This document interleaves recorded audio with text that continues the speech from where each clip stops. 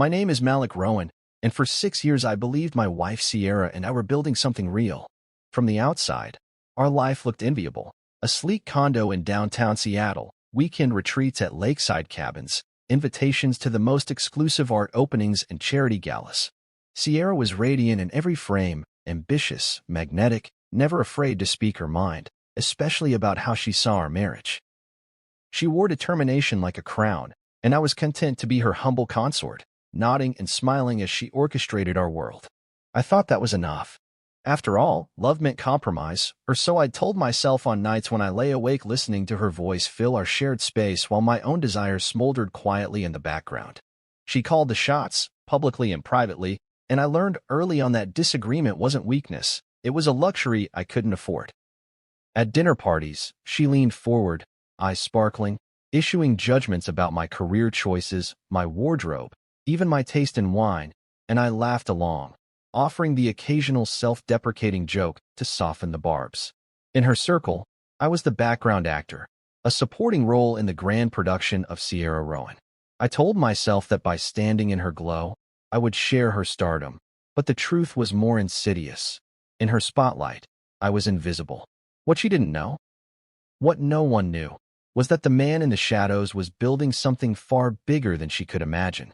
While she networked at charity auctions and posed for magazine photos, I was designing confidential whispers of code in a windowless home office, sketching out ambitious plans on scraps of paper hidden in the pages of novels. Every evening after she fell asleep, I devoted hours to Verdant Edge, my private AI infrastructure company. I registered it under an LLC in Delaware, routed payments through a trust, and enlisted silent partners overseas so that no digital trace would link back to Malik Rowan. Sierra believed I tinkered with hobby projects and amateur blogs. She thought my side hustle was an indulgence, a pursuit that distracted me from real life. If she noticed the late nights or the occasional excited grin when I returned from a hushed meeting in a dimly lit cafe, she never asked. I became a master of concealment, feigning exhaustion when I was invigorated, suppressing triumphant news when new contracts came through. Sierra told her friends I would never amount to more than her quaint little project guy, and I let her believe it. Her laughter cut deeper than any insult I'd heard, but I cherished every mocking toast as fuel. Each time she clinked her wine glass and declared, "Here's to Malik, our charming little dreamer," I stored away her words like currency. I recalled the roll of her eyes when I explained the technical details of blockchain integration, the amused smirk when I spoke of overseas partners. I documented every slide in the ledger of my secret ambitions. Behind her back, I built an empire. Verdant Edge grew from a fledgling idea to an undisclosed powerhouse within months. I negotiated 2 Fortune 500 contracts in hushed calls made after midnight, drafted white papers that positioned my company at the forefront of private AI solutions, and hired a lean team of trusted engineers who never questioned the pseudonym under which I operated.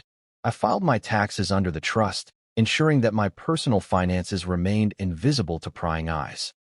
When Sierra boasted about her sponsor-funded philanthropy or flaunted invitations to Silicon Valley mixers, I smiled and nodded. Let her think she was the only one with the Midas touch. I watched her ascend, her public persona expanding like a wave, while mine remained a secret current rising beneath the surface. In her eyes, I was the dutiful husband, supportive, accommodating, inconsequential. Those eyes never saw the nights I crept back home at dawn, my mind alight with possibilities and my laptop bag heavy with confidential documents. I slipped into bed beside her, feigning sleep, my heart pounding with the knowledge that I held more power than she, and the world, could ever suspect. This was the beginning of the backseat husband story. I, the man in the shadows, was cultivating a fortune that would one day eclipse every measure of our life together. Sierra's world, constructed on her unshakable confidence, would tremble when she discovered the true scope of the empire I had built while nursed in her shadow. And when she finally realized that the quiet husband she dismissed was, in truth, a formidable force, she would understand that silence can harbor the most dangerous ambitions. In 6 years, she had underestimated me at every turn. Soon, she would learn that I was not just a bystander in our marriage, but a master architect of my own destiny. It started with the small things, Sierra correcting me in front of her friends, cutting me off mid-sentence, laughing at my opinions as if they were punchlines in a comedy routine. One evening, at a fundraiser for a children's hospital, she stood beside me on the dais and introduced me as Malik, whose little side hustle keeps him busy dreaming up gadgets we'll never use. The crowd chuckled politely, and I forced a smile that didn't reach my eyes. Beneath the glittering chandeliers and waves of soft piano music, I felt the sting of her words, but I swallowed it, nodding as though I agreed that my ambitions were trivial. In truth, my side hustle had just closed a quiet deal with a Singaporean investor worth $3.2 million, enough to take Verdant Edge from clandestine startup to serious contender in the AI market. I never contradicted her. Let her laugh. Dinner parties became performances in which I was the hapless jester. Sierra would preside at our long oak table, center of attention as always, and introduce conversation topics I had meticulously prepared: emerging technologies, sustainable investments, and philanthropic ventures. Before I could finish a sentence, she would raise her amber eyes and dismiss my thoughts with a witty retort. At last month's spring gala, I floated the idea of a modular AI platform for municipal waste management, only to have her tap her manicured thumb on her glass and quip, "Malik's still tinkering with his recycling robots. Maybe one day he'll catch up." Laughter rippled around the room. I allowed it. When invitations arrived for her new circle, venture capitalists, social media influencers, nonprofit directors, I accompanied her faithfully, proud of her networking prowess. Yet each introduction came with a sly annotation. "This is my husband, Malik. He's the dreamer. Bless him." I smiled and shook hands, and though warmth blossomed in my chest at the recognition, it was always followed by a cold reminder that I existed only as her appendage. Late at night, I replayed those exchanges in my mind, cataloging the faces and phrases. Each slight, each chuckle at my expense, went into my mental ledger, fueling the determination that burned behind my calm exterior. She believed she held the upper hand, and perhaps she did. At least she thought so. One brisk autumn afternoon, while Sierra sipped iced lattes with her friends on the terrace of an upscale cafe, she caught me checking my messages. "Still waiting on that investor call?" she asked, voice thick with amusement. "You know, some of us have real businesses to run." I leaned back in my chair and closed my eyes, pretending exhaustion from my side hustle. In reality, I had spent the morning finalizing the non-disclosure agreement that would ensure Verdant Edge's Singaporean partner could transfer funds quietly. I gave her a polite nod. "Something like that," I said, and she laughed again, delighted at the idea that I was struggling. I kept my composure, even as satisfaction bloomed inside me. She never suspected I was ahead of her by months, that the little company she mocked was about to become her undoing. When she clinked her glass to celebrate her own latest milestone, a speaking engagement at a Women in Leadership conference, I raised my glass silently, a private toast to my hidden triumphs. Her speech was eloquent, her charisma undeniable, and I listened as she recited anecdotes about partnership and teamwork, never once acknowledging that real collaboration requires genuine respect. Afterwards, guests surrounded her, praising her vision and leadership. I stepped back, content to remain unseen. If she thought I was powerless, she was blissfully wrong. By the time she was planning extravagant brunches and collaborating with high-profile brands on social media campaigns, I had just secured 2 Fortune 500 contracts for Verdant Edge. The data centers I designed would process millions of transactions daily, and the algorithms my team perfected would revolutionize supply chain logistics. Yet in our home office, she advised clients on personal branding while I feigned interest, offering occasional compliments and head nods. Never once did she suspect that I was the mastermind behind confidential conference calls and encrypted filings. I let her believe that I was small, invisible, powerless. On the night she announced her decision to cut me off financially, I sat beside her on the couch as she scrolled through our shared account balances. "You know, Malik," she said, tone dripping with false sweetness, "I've decided to reorganize our finances. From now on, I'll handle everything. You can stick to your little projects." She winked at me, certain I would be grateful for the clarity. Instead, I placed my hand over hers and smiled softly, feeling the pulse of my secret empire thrumming beneath my calm exterior. "Of course," I said, "whatever makes you comfortable." She believed she was driving the final nail in our partnership. I believed she had just signed her own defeat. That night, As she slept in the suite of our condo, I sat at my hidden desk under the dim light of a single lamp. My laptop hummed with activity, sending contracts and milestones to silent partners and auditors. In the quiet, I whispered words of gratitude to the man I saw in the mirror, a man who understood that the fiercest wars are waged in silence. The small humiliations, the mocking jokes, the laughter that shamed me before her friends. Each had carved a path toward redemption. Sierra would learn, soon enough, that while she wielded her voice like a weapon, I was building my future in the hush of her assumptions. And in that silent war, I was already winning. Behind her back, I built my empire in whispers and hidden signatures, weaving a network of agreements that Sierra could never trace. Each morning before sunrise, I crept into my home office and powered on the nondescript laptop tucked beneath a stack of literary novels. The soft glow of the screen illuminated spreadsheets that detailed projected cash flows, investment tranches, and development milestones for Verdant Edge. I'd registered the company through a Delaware LLC, its true ownership concealed by a trust in the Cayman Islands, and beneath that, an even subtler shell in Singapore. Sierra thought I wasted my days on amateur side projects. In truth, I was laying the foundation for a multinational enterprise.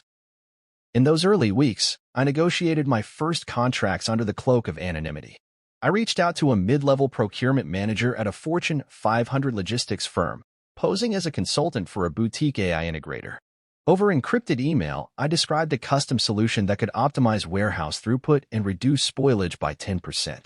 The response arrived in a terse memo: "Let's discuss terms." I felt a surge of triumph, then a calm resolve as I crafted a non-disclosure agreement that outflanked even the most sophisticated corporate lawyers. By the time Sierra asked why I smelled of coffee so late at night, I smiled and murmured, "Just a long brainstorming session." As deals multiplied, I assembled a discreet team of engineers, data scientists, and legal advisors who operated from co-working spaces and virtual offices. None of them ever learned my real identity or my connection to Sierra. I recruited them through referrals and private networks, vetting each candidate in voice-only interviews that masked my accent and my personal history. I paid them with cryptocurrency transfers routed through mixing services, each transaction obscured behind layers of blockchain anonymity. They believed in the mission, revolutionizing enterprise AI. But they had no idea the quiet dreamer leading the project was the same man mocked as the hapless husband at cocktail parties. The company's first landmark achievement came when I secured a pilot program with a Midwestern manufacturer. Using edge computing devices I'd designed in my garage, we deployed machine learning algorithms that predicted equipment failures before they occurred. The manufacturer reported a 22% reduction in downtime and invited Verdant Edge to present at an industry conference. That accolade, delivered under our trade name and a borrowed persona, catapulted us into the true corporate limelight. My heart raced as I watched the press release circulate, knowing Sierra would see the notification pinned at the top of her LinkedIn feed, but she'd never connect it to me. Around the same time, I finalized the structure of my overseas holdings. Through a trusted contact in Hong Kong, I acquired a majority stake in Greenbyte Logistics, a small but profitable freight management firm. Its valuation, just over $11 million, provided the perfect complement to Verdant Edge's emerging portfolio. I routed dividends through a Luxembourg fund before reinvesting them into research and development. On paper, it looked like an elaborate financial shell game. In reality, it was a deliberate strategy to shield my assets from prying eyes, including the prying eyes of a wife who believed her financial dominance was absolute. At home, Sierra remained blissfully unaware. She bragged to friends about my lack of ambition, describing Verdant Edge as Malik's precious little playground. She organized brunches, charity drives, and luxury getaways, each event documented in curated social media posts. She tagged me in pictures. Smiling, supportive, forever in her shadow. I returned each pose with a genuine smile, capturing nothing but that moment of blissful ignorance. Beneath my calm exterior, I felt the quiet satisfaction of a strategist who knows his opponent's every move while remaining completely invisible. The crescendo of my covert operation arrived one evening when Ms. Jolene Carter, my private counsel, slid a thick manila envelope across the table at a discreet downtown cafe. Inside lay the audited financial statements for both Verdant Edge and Greenbyte Logistics, verified by a Swiss accounting firm. The documents detailed my 92% controlling stake and outlined revenues nearing $50 million. I closed my eyes and breathed in the ambient chatter of the restaurant, savoring the anticipation of revealing this truth to Sierra, knowing that her world would fracture the moment she saw those pages. Yet, even as my empire neared its public debut, I remained meticulous about timing. I continued to play the silent husband at every social engagement, nodding serenely as Sierra collected praise and accolades. I never bragged about our success. I didn't need to. The real power of Verdant Edge lay in its impending IPO, which Ms. Carter assured me would value the company at over $90 million. Until that day, I would maintain the illusion of invisibility, letting her bask in her perceived triumph. Behind her back, I didn't just build a company. I constructed my legacy. The man she dismissed as powerless was, in fact, the architect of his own destiny. When the moment came to unveil the truth, she would discover that the quiet husband she mocked had engineered a fortune beyond her wildest imaginings. And in that revelation, she would learn that true strength often resides not in noise and spectacle, but in the patient, relentless pursuit of one's vision, away from the spotlight, in the silence where empires are born. The first time I heard the word divorce tumble from Sierra's lips, it felt like a punch to the gut, sharp, unexpected, and utterly devoid of emotion. We were seated at our marble breakfast bar, the early morning sun casting a golden lattice across her tablet screen where she was scrolling through emails from her high-powered contacts. I sipped my coffee, savoring the bitterness, unaware that our 6 years together could be distilled into a single, dismissive phrase. "Maybe we rushed into this," she had said just days before, voice light as air, as if she were commenting on a minor scheduling hiccup rather than the foundation of our life. But that morning, as she tapped the final signature box on the e-filing app, the weight of her decision pressed down on me with dizzying force. She looked over, lips curling into a confident smile. "I've filed the papers," she announced, as if revealing good news. "I think we both deserve better." Her laughter tinkled in the quiet kitchen, the kind of laugh that signals triumph rather than joy. It was practiced, polished, the laugh of someone accustomed to victory.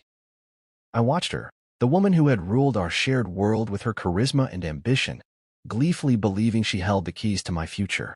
"You'll get a little something," she teased, glancing down at our joint account balance displayed on her tablet. Her eyes sparkled with condescension and satisfaction. I closed my eyes for a moment, picturing the grand unveiling of Verdant Edge's audited statements in my mind, then reopened them and simply nodded. "All right," I replied, voice steady. I felt nothing but a strange calm sweep over me, as though I were witnessing a scene both distant and unreal. Behind my calm exterior, a cascade of thoughts raced. I saw the precise moment when Sierra decided to weaponize our marriage as a stepping stone to her next venture. I remembered the countless evenings she had leaned back on our leather sofa, recounting stories of colleagues who outgrew their partners. I recalled her curt dismissals of my side hustle and her proud reiterations that she didn't need A, B, or C to succeed, that she was self-sufficient, unbreakable, and always in control. Now, as she excused her own perfection with polished words, she revealed the fragility beneath her veneer. Her belief that ending our marriage was as simple as deleting an app and tapping a button. I rose from my stool and reached for my coffee mug, cradling it in both hands like a lifeline. The warmth seeped through the ceramic, anchoring me to the present. I studied Sierra's profile in the morning light, her sharp cheekbones, the way her auburn hair caught the glow, the confidence etched into her posture. It occurred to me that she had always seen me as a mild hindrance, someone to be packaged with her success, someone whose ambitions were quaint at best. She believed her rise necessitated my diminishment, and now she was proving it. But she didn't know that in the same breath she was signing away her share of an empire I had built quietly, without fanfare. "Sierra," I began softly, my tone devoid of anger, "thank you for letting me know. If this is what you want, then I respect your decision." Her eyebrows lifted, surprise flickering across her features. She studied me for a moment, perhaps expecting tears or indignation, but I offered neither. Instead, I drained the last of my coffee, placed the mug in the sink, and said, "I'll call Jolene this afternoon to confirm the court date. Jolene Carter, the attorney whose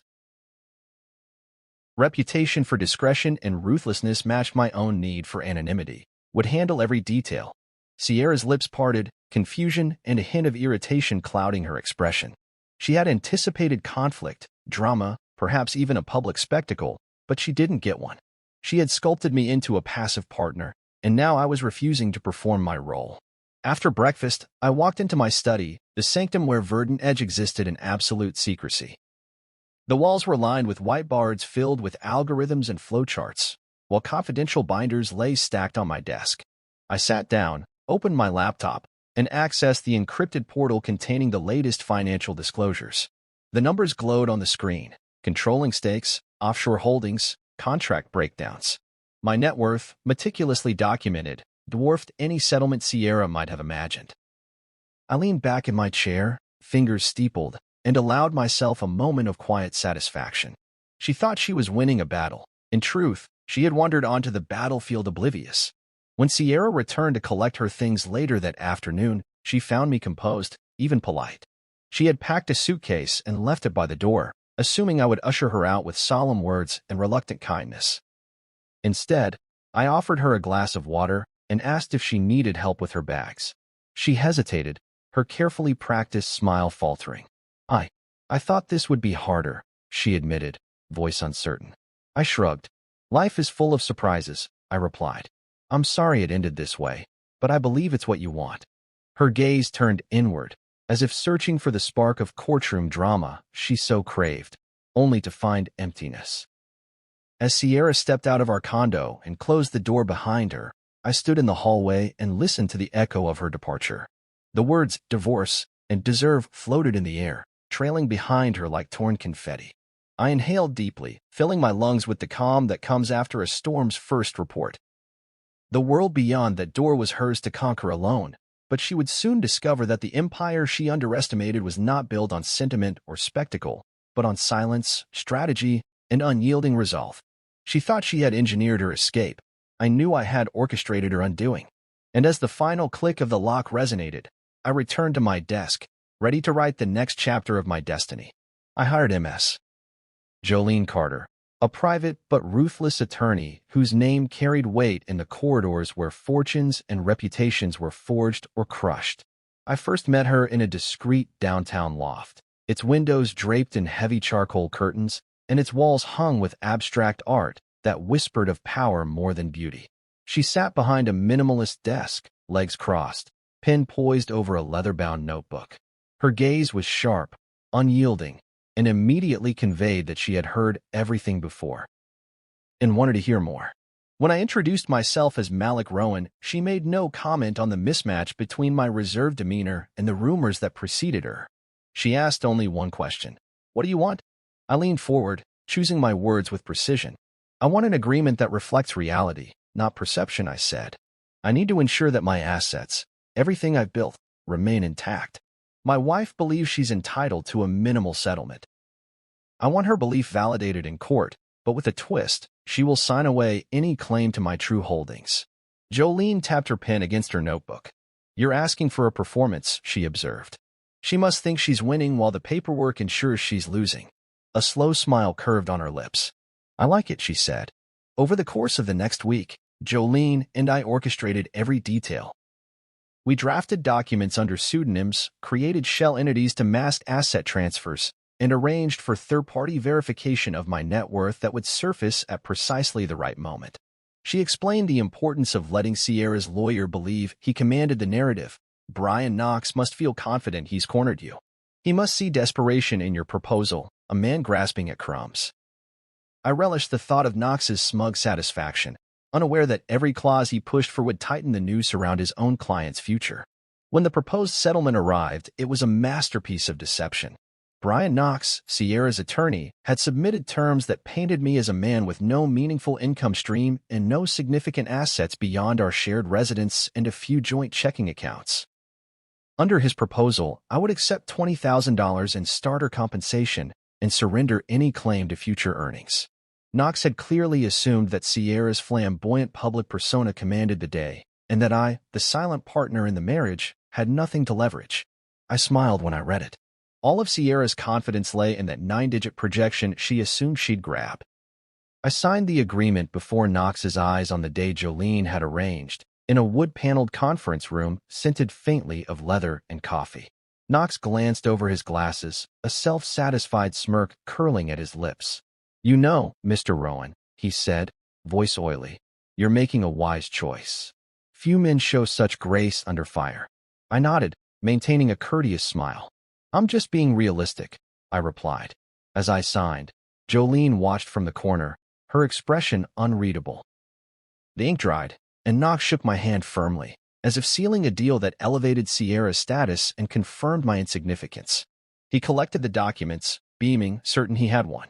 After the signing, Knox departed, clutching his folder of papers as though it contained the keys to the kingdom. Sierra flashed me a triumphant look, one born of arrogance and self-satisfaction. "See," she said, voice brimming with vindication. "You can't win when your wife's ambition outpaces your own." I bowed my head respectfully and murmured, "Congratulations." In that moment, she believed she had secured her future. She thought she had reduced me to a footnote in our own story. Late that night, Jolene and I convened in her private office to finalize our real plan, the court date. I watched through the window as distant city lights shimmered, feeling a surge of anticipation. Jolene slid across the table a single sheet of paper bearing the official court summons. It detailed the date and time of the hearing, as well as the docket information. "This is when we spring the trap," she said, voice low. "Make sure you're present. You'll hand the judge the full audited disclosure as soon as the bailiff calls your case." I studied the summons, committing the details to memory. She paused, meeting my gaze. "Remember," Jolene warned, "you can't show emotion. You must appear as unmoved and humble as possible. Let Sierra's hubris do the work. When you produce the evidence, it will speak volumes, one clean, undeniable truth." I nodded, feeling the weight of every step we had taken to reach this juncture. "She'll never see it coming," I said quietly. As I left her office and stepped into the cool night air, I thought of Sierra's confident laughter and the arrogance in her stride. She believed herself queen of our shared kingdom, blind to the foundations I had laid beneath her feet. I imagined the shock that would ripple through the courtroom when the man she dismissed produced an inheritance of proof that he was not the hapless husband she mocked, but the hidden architect of a multi-million-dollar empire. Driving home, I rehearsed my demeanor, calm, respectful, unwavering. I arrived at our condo just as the moon cleared the skyline, slipped inside, and found Sierra asleep in her bedroom. I paused in the doorway, looking at her, her chest rising and falling in peaceful ignorance of the storm I was about to unleash. I stepped back, closed the door silently, and walked toward my study.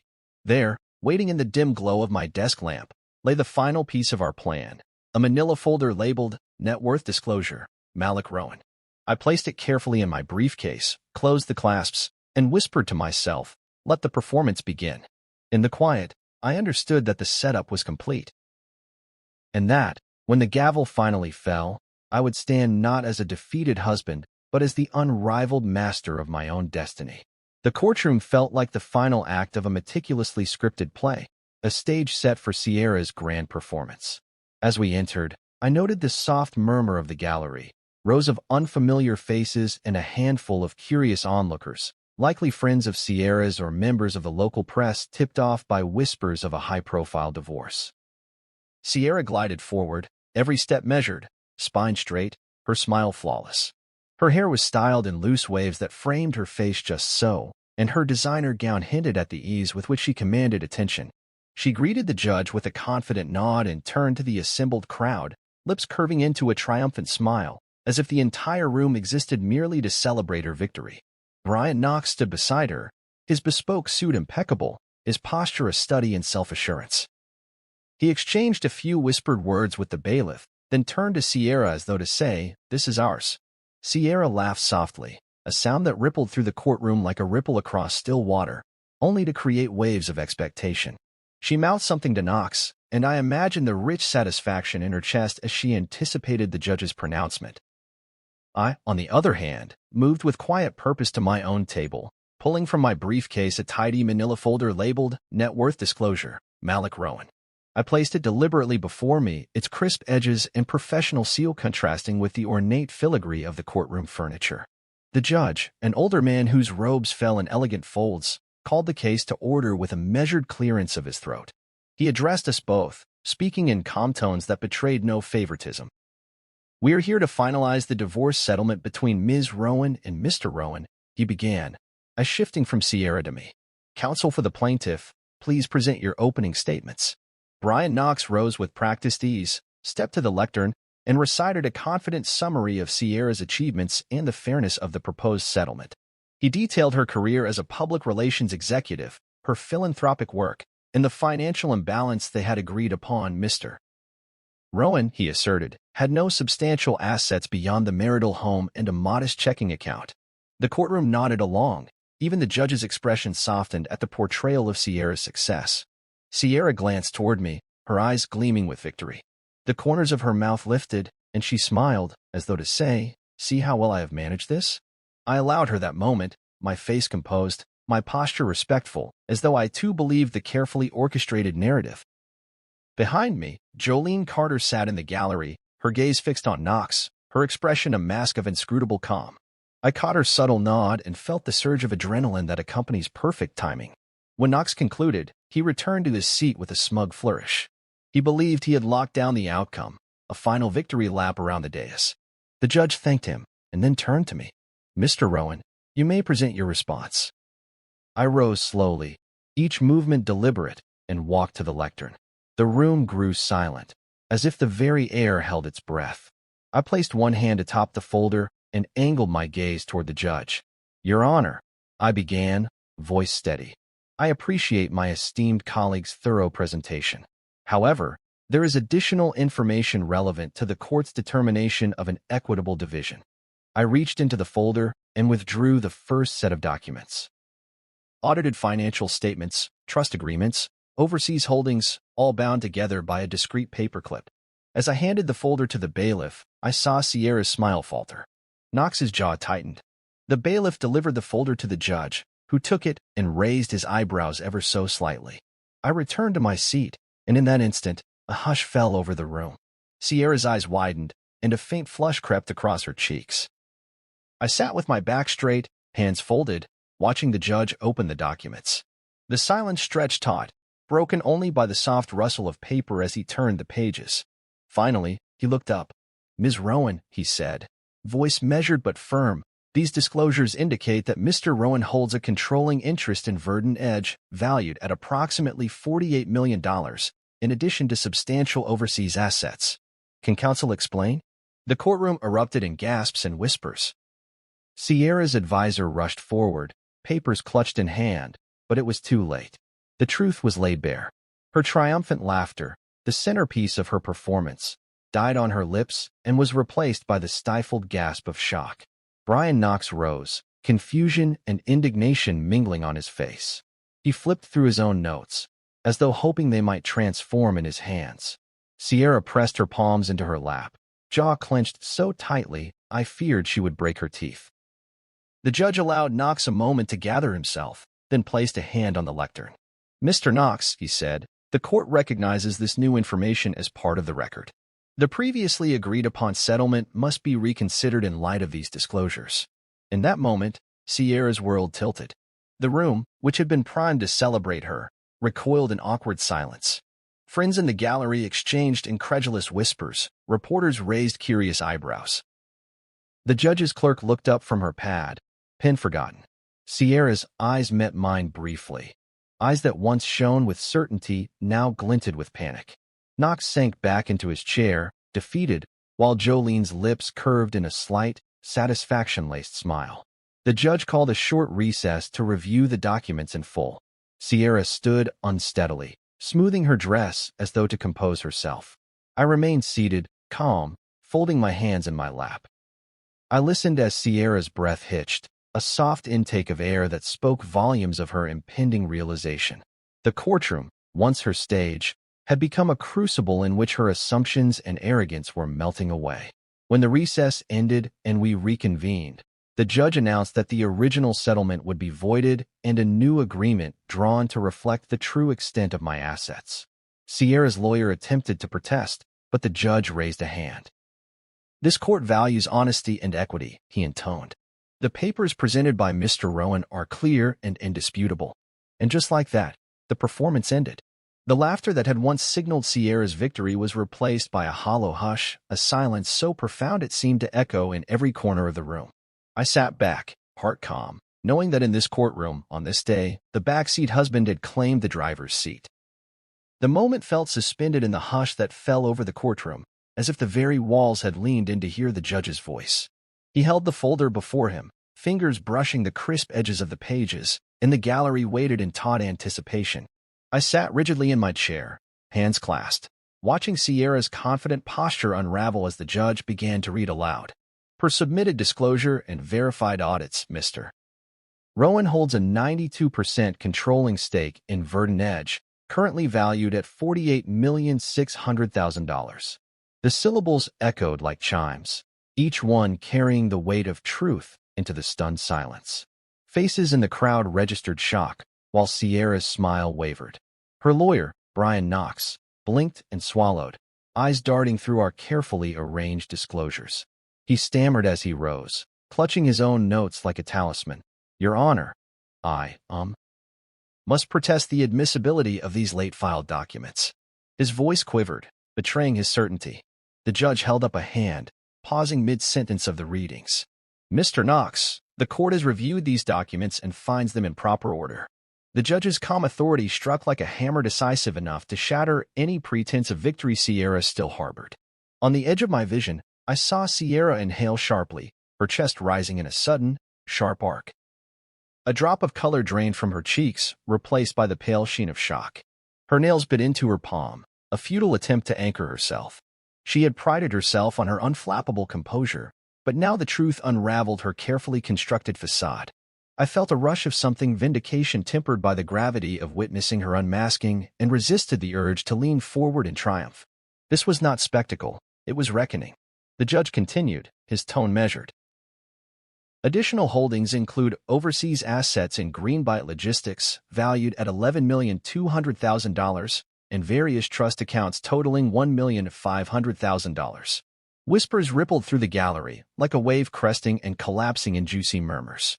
Sierra's network of supporters widened their eyes, exchanged uncertain glances, and shifted in their seats. Some journalists scribbled notes furiously. Others glanced between Sierra and me with newly curious interest.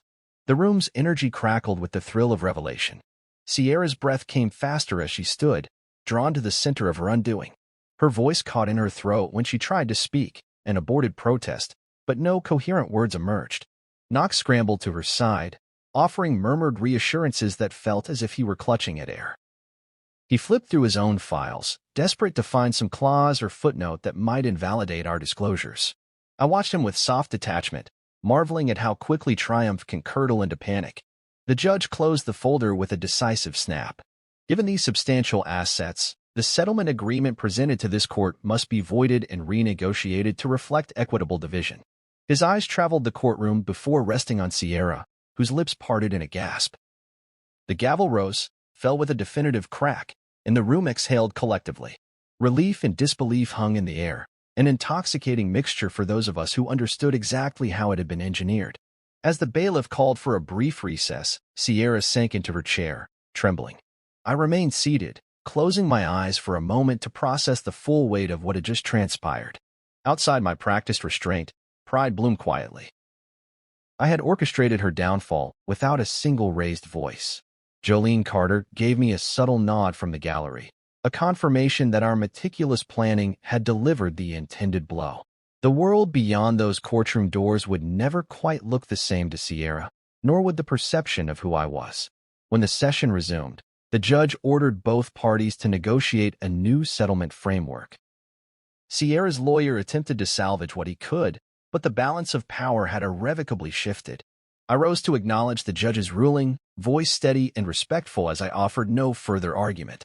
Sierra's eyes met mine for a fleeting instant, once filled with disdain, now opaque with regret, and I turned away, feeling the weight of every hidden hour I had invested in Verdant Edge. In that moment, I understood that the most potent victories are those won in silence, when your opponent believes you are powerless. The reading was over, and I sat back, knowing the quiet husband had, at last, claimed the narrative. Sierra's mouth opened slightly, but no words came. The courtroom air felt suddenly frigid, as if the chandelier's glow had dimmed and every surface cooled to ice. I watched her hands clamp down on the signed divorce papers she had once brandished like a trophy, her knuckles whitening as she realized the trap she had walked into.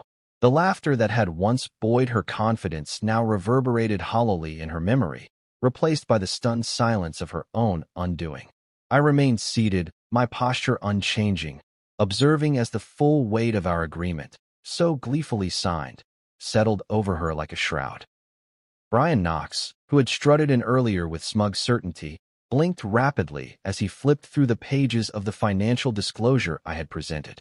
His tailored suit, once a symbol of his unshakable control, now felt out of place in the charged stillness. He opened his mouth, as though to demand an adjournment, but the judge intervened before he could speak. The court recognizes the agreement as binding, the judge announced, voice steady and clear. All parties have signed voluntarily. This settlement stands as per the terms provided, and no further claims may be made. The word struck Sierra like a physical blow. Her breath caught, and the room seemed to tilt as faces around her registered comprehension. Somewhere in the gallery, a reporter scribbled furiously, sensing the story of the year unfolding. Sierra's eyes darted to Brian Knox, seeking reassurance, but he slumped back in his chair, any pretense of advocacy drained from his expression. Sierra realized, in that moment, that she had waived every right to contest the division of assets. She had mocked my supposed fragility and dismissed my side projects. Now, her own hubris had sealed her fate. I listened to the quiet rasp of her exhale as she processed the judge's final ruling. The divorce papers she had so casually signed, believing them a mere formality, were now irrevocable. She had agreed to 16 ounces of bright chandeliers and fine crystal while discarding a whole vault of wealth, and the court had no grounds to intervene. I felt a surge of vindication, but it was tempered by the gravity of her shock. This was not a petty victory, it was a transformation of the entire landscape of our shared history. She tried to stand, but her legs trembled. Brian Knox reached across to steady her, murmuring words that failed to reach her ears.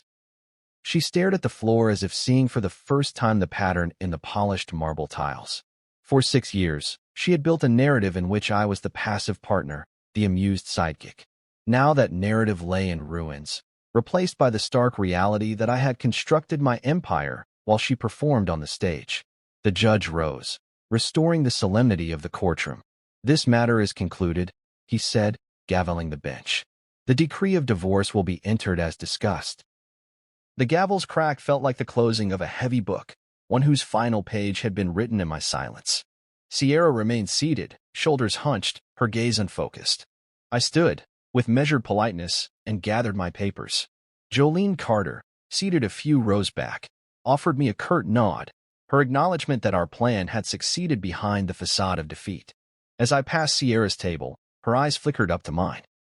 I saw a flash of desperation, a silent plea for mercy that I could not grant. My expression stayed calm, almost gentle. "I hope you find the peace you were seeking," I said quietly, voice carrying only the barest hint of regret. She searched my face, as though looking for a trace of the man she thought she knew, but found only someone who had reclaimed his power.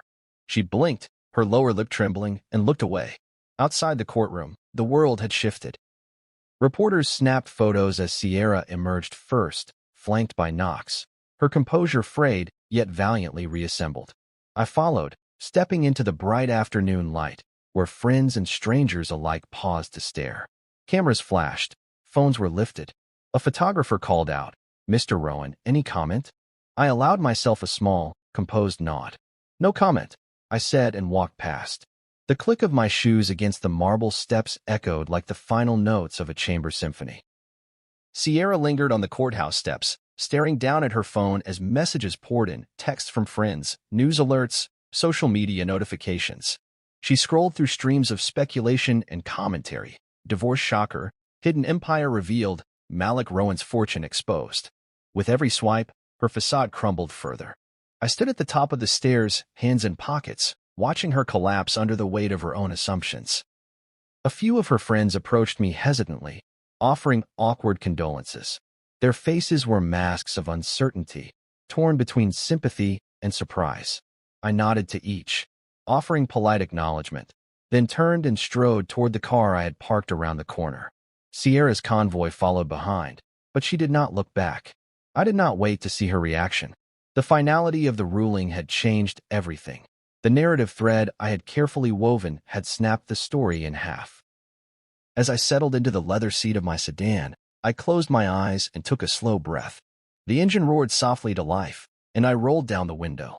A cool breeze swept through the cabin, carrying the distant hum of the city. I allowed myself a moment of reflection. The courtroom had been Sierra's stage, but I had directed the play. Her laughter had become her undoing, and she was now left with the bitter realization that she had been outmaneuvered. Driving away, I felt the tension in my shoulders ease. The road ahead stretched open, unburdened by past deceit. Sierra's shock had been the final act of our 6-year partnership, and I was free to pursue the legacy I had built in silence. Verdant Edge awaited its public debut, and with it, a future illuminated not by someone else's spotlight, but by the quiet triumph of a man who understood that true power often grows in the shadows. As the city skyline receded in my rearview mirror, I whispered to myself, "Silence can build empires, but laughter can seal your fate." And with that, I drove into the next chapter of my life, unafraid and undeniably in control. Outside the courtroom, the pale spring air pressed against my skin as I walked away from the building that had borne witness to Sierra's undoing. The chatter of idling cars and distant horns formed a muted soundtrack to the victory that had played out within those walls.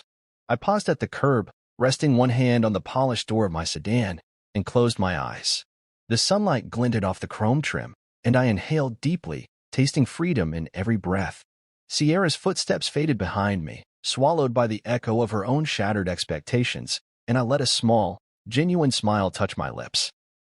I rose early the next morning and slipped into my study before dawn, the soft hum of the city just beginning to stir beyond the blackout curtains.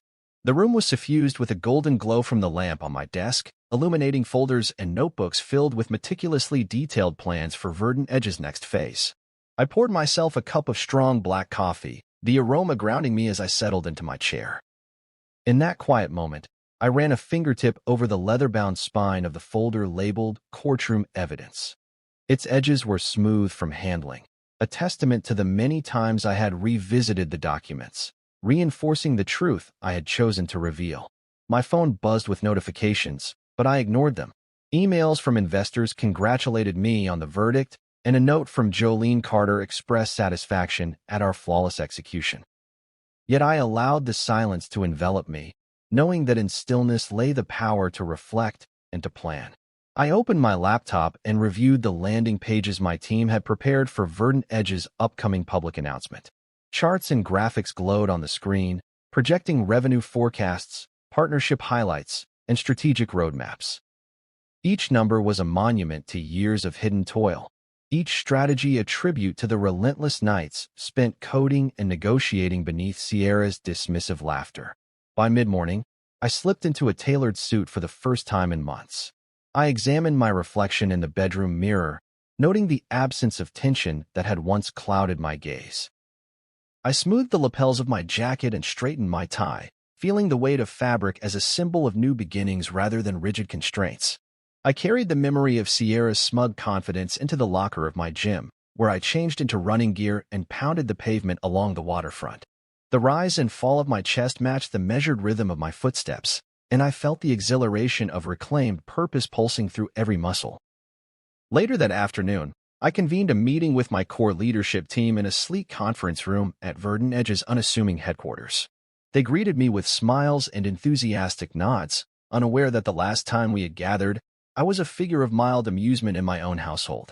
I thanked them for their continued dedication and briefed them on the results of the court proceedings, emphasizing the strategic advantage we now held. I watched pride blossom in their eyes, even as I maintained a calm, measured tone. They applauded politely, and I felt the satisfying swell of legitimacy as I realized that, at last, they saw me not only as their CEO but as the architect of our burgeoning success. That evening, as twilight settled over the city, I stood on the balcony of my condo with a glass of whiskey in hand. The lights of skyscrapers formed a glittering panorama against the indigo sky, and I reflected on the journey that had brought me here. I thought of the countless moments I had sacrificed to secrecy, the stolen hours at coffee shops, the whispered conversations over encrypted lines, and the innumerable instances when I allowed Sierra's insults to wash over me without response. Each instance had been a thread woven into the tapestry of my eventual triumph. I raised my glass and toasted the silent victories that had built this empire, the victories no trumpet could herald. In the following weeks, news outlets buzzed with stories of the ghost CEO, whose hidden fortune dwarfed all expectations. Interviews were requested, but I granted only a select few, choosing my words with the same precision I applied to contracts. I emphasized the promise of Verdant Edge's AI platforms while letting the revelation of my personal story hover in the background, a subtext that intrigued without overshadowing our mission. Tweets and articles speculated on how a man so underestimated could ascend so dramatically. I let them wonder, preserving an aura of mystery that strengthened our brand's allure. Through it all, Sierra remained a figure in my periphery, a cautionary tale whispered among my inner circle. Reports indicated that her social standing had taken a hit, and her vanity projects shuttered as sponsors and partners distanced themselves. I heard that she attempted to reach out through her sister, seeking clarification or perhaps reunion, but I never responded. I had no desire to reopen old wounds or engage in petty recrimination. I had achieved something far more enduring than revenge. I had created a legacy anchored in innovation, resilience, and integrity. One crisp morning, several months after the verdict, I signed the final paperwork for Verdant Edge's IPO. The ceremony was low-key, a small gathering of executives, legal counsel, and a handful of loyal investors. When the bell rang, marking our entry onto the public market, shares surged above the initial offering, validating every risk I had taken in secrecy. I stood by the podium, heart steady, and felt the room's energy shift from anticipation to celebration. As cameras clicked and congratulations flowed, I thought back to the nights when no one believed in my vision and smiled inwardly at the distance I had traveled. That night, I dined at a quiet restaurant by the harbor, accompanied only by my favorite jazz record playing softly through my wireless speakers. A waiter placed a single rose on the table and refilled my glass with meticulous care. I savored the notes of bourbon and the smoky chords that drifted through the candlelit room. In that moment of solitary appreciation, I acknowledged that true power, like mastery, often requires patience and the willingness to work anonymously until the moment of revelation. When I returned home, I found a message waiting, an invitation to speak at an international technology conference. The offer included first-class travel and a generous honorarium, all unquestioned recognition of my influence. I accepted with gratitude but withheld details until the time was right. I understood that I now held the agency to choose my own narrative, to reveal as much or as little as I wished. As I settled into bed, the city lights shimmering through the window, I reflected on the arc of my journey. The backseat husband had claimed the wheel. The man in the shadows had emerged into the light. But the man I had become thrived in both worlds, balanced between the hush of confidential strategy and the bright glare of success. I closed my eyes and whispered into the dark, silence built this empire, and now I will guide it into its greatest era. And with that, I drifted into sleep, already dreaming of the chapters yet to unfold. 6 months had passed since the courthouse drama that reshaped my life, and in that time I had retreated to the shores of Lisbon, trading Seattle's gray skyline for the pastel-hued buildings that clung to the hills overlooking the Atlantic. My villa lay on a quiet street, narrow cobblestones winding between flowering bougainvillea and wrought iron balconies. Here, the horizon stretched indefinitely, and I woke each morning to the hiss of ocean spray and the distant cry of seagulls. It felt as though the world had reset itself, granting me the peace I had long sought beneath Sierra's critical glare. I found solace in routines that honored both my past struggles and my present freedom. Each sunrise, I walked the shoreline, letting the cool saltwater lap at my sneakers as I plotted the next moves for Verdant Edge. On weekends, I experimented in my kitchen, mastering Portuguese custard tarts and perfecting a seafood stew inspired by local fishermen's catch. Evenings were reserved for long conversations with my design partner, Sophia, whose creativity grounded our collaboration in warmth and mutual respect. There were no power plays here, no undercurrents of competition. Only shared vision and genuine friendship. One afternoon, a delivery arrived, a leather-bound copy of Forbes magazine, its cover emblazoned with my portrait and the headline, "The Ghost CEO, From Invisible Husband to Visionary Founder." I turned the glossy pages, reading the feature article that chronicled my journey from sideline spouse to industry luminary. The author had captured the essence of my philosophy: that true strength is forged in silence, that patience and strategy can outlast noise and spectacle. I placed the magazine on my desk, aware of how far I had come and how little of it had required public validation. Later that week, I convened a strategy session for Verdant Edge's expansion into renewable energy applications. The video call connected me to engineers in Tokyo, data scientists in Berlin, and legal advisors in Sao Paulo. As each face appeared on the screen, I felt the satisfaction of shared purpose, a stark contrast to the lonely dejection I once hid behind in Sierra's shadow. We refined algorithms that would optimize wind turbine efficiency and developed AI-driven maintenance schedules for solar farms. Our work promised to leave a meaningful mark on the planet, and every keystroke carried the legacy of my silent ascent. That evening, I hosted a modest gathering on my terrace, inviting a handful of old friends who had stood by me before the empire was revealed. String lights cast a warm glow over long wooden tables, and laughter drifted on the night breeze. We toasted with local wine and shared stories of triumph and hardship. When someone asked about Sierra, I paused, then said simply, "She chose her own path. I chose mine." There was no bitterness in my voice, only a calm acknowledgement that pity has no place where purpose thrives. In the weeks that followed, I received an apology from Sierra via her sister, a message tinged with regret and surprise at what she had lost. I read her words carefully, sensed the vulnerability behind the formal tone, and then deleted the email. There was no satisfaction in her contrition, only the recognition that some bridges, once burned, are best left charred. I had no interest in rehashing old wounds or trading apologies when what mattered was forward momentum. Spring turned to summer, and Verdant Edge prepared for its first major industry conference. I flew to Munich to deliver the keynote address, stepping onto the stage under bright lights and facing an audience of thousands. As I spoke of innovation, resilience, and the quiet power of perseverance, I glimpsed faces in the crowd lit by recognition. And, in some cases, astonishment that the unassuming man behind the company's success stood before them as its leader. Their applause washed over me, not as validation of my worth, but as affirmation of our shared mission. That night, back in my hotel suite overlooking the city's glowing spires, I opened my laptop to messages. Inquiries from aspiring entrepreneurs, invitations to mentor at Stanford, and a personal note from a former classmate praising my humility. I replied to a few. Gracious, concise, genuine, then closed the lid and leaned back in my chair. The gentle hum of the air conditioner reminded me that success need not be thunderous. It could live in the steady pulse of purpose and the quiet satisfaction of knowing you have built something lasting. As I packed for the return flight to Lisbon, I reflected on the arc of my life, the shadowed beginnings, the courtroom confrontation, and the serene present that blossomed from both. I understood now that pity is a fleeting emotion, a hollow salve for wounded pride. Peace, on the other hand, is earned through deliberate action and unwavering focus. I slid my suitcase into the overhead bin, settled into my seat, and closed my eyes, already imagining the horizon that awaited me upon landing. Because I wasn't built for revenge. I was built for legacy, and legacy, once secured, offers its own unshakable peace.